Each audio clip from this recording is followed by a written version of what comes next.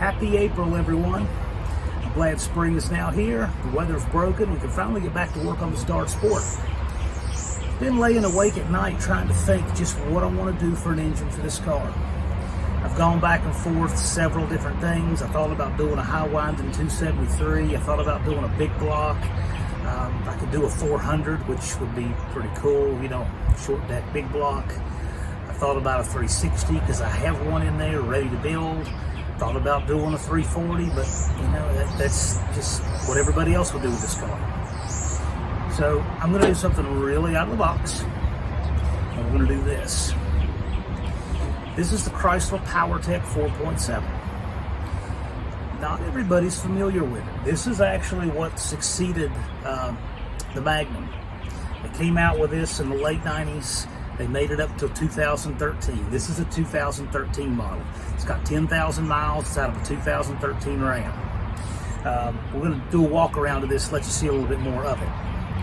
But the reason I came to this decision is because this engine stock made 305, 310 horsepower.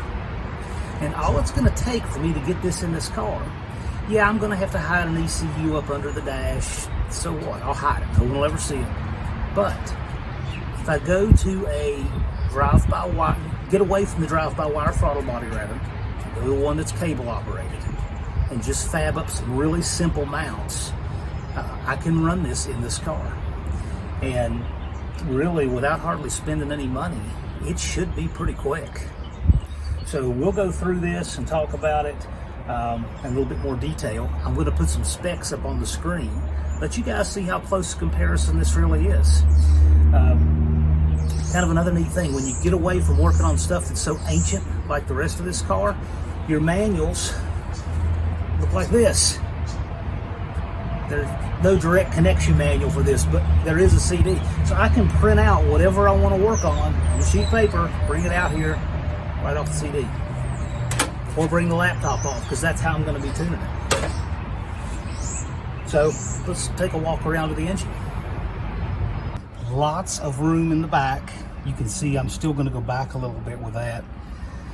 The engine wiring harness is laying on top, really cluttered. You can't see the intake design very well. This intake is a good design. Probably just run a bigger single throttle body.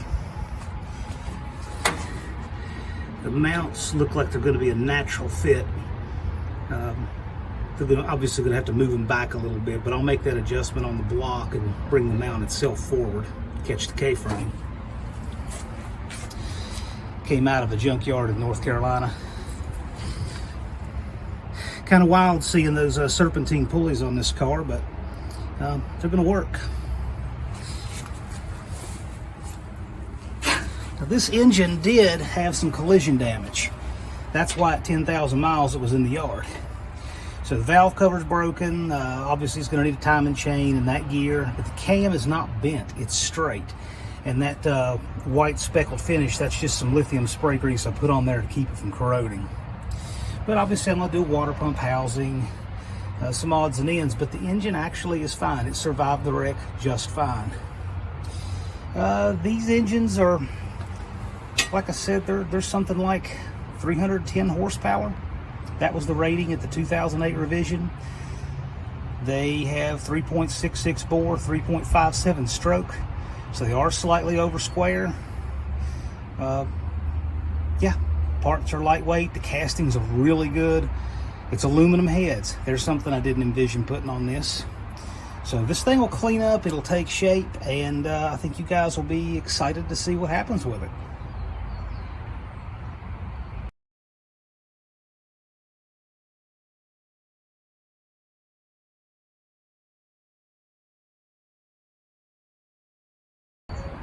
So there it is. Wish me luck. Looks like I can use the 73, 74 style round rubber that have the bolt through to go through for the motor mounts. Just use that shell design and then fab up everything else. But looks like it's going to fit the K-frame really well. Not sure on the transmission. I know a 545 RFE or 45 RFE should work with this bolt right up. What will we need to do to make it faster? I don't know. We'll find out when we get there, but it came in some pretty heavy trucks, so I think we'll be all right. and obviously we'll have to cut a drive shaft to fit, but time to try something new and different. Hope you guys will enjoy following along.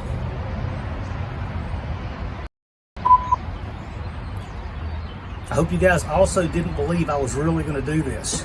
This is an abomination. I want to have this engine bay fumigated for having this sit in here. Do you really think that I want to be using a CD to figure out what's wrong with an engine? What kind of crazy bunch of nonsense is that? Happy April Fools, everybody. Now let's get back to work on some serious stuff.